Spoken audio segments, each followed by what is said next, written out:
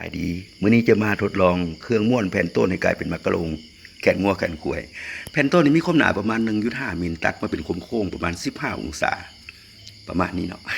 แล้วก็เอาแผ่นต้นดังกล่าวเนี่ยมายัดเข้าไปในเครื่องม้วนแต่ว่าตอนยัดบ่ได้เบิ่งเนื่องจากว่าถ่ายรูปบ่มีคนถ่ายให้ก็เลยต้องจับมือถือกำเดียวหลังจากเขายัดเข้าไปนี่ก็ปลดได้ล็อกเข้ามาเพื่อล็อกจุดนี้บ่ให้มันมีการหลุดออกไป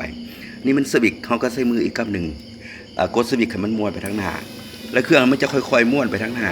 ซ่าๆตามที่เขาตั้งไว้เนาะจะให้ม้วนไว้ก็ได้แต่ว่าข้าพเจ้าคิดว่าสำนีก็น่าจะพอดีเนื่องจากการทดลอง มันจะม้วนไปดูความเอียงประมาณ15องศา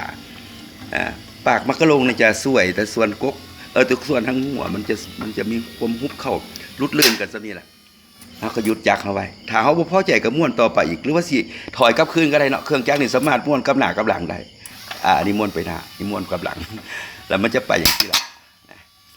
แล้วก็เป็นที่พอใจของเขาเรียบร้อยแล้วเนาะเขาก็มอดเครื่องจักรไว้หลังจากมอดไปเรียบร้อยแล้วเขาก็มาเอาออกโดยการกดไลค์ตัวนี้แล้วก็เอามากระโลงที่เขาม้วนได้เนี่ยออกมา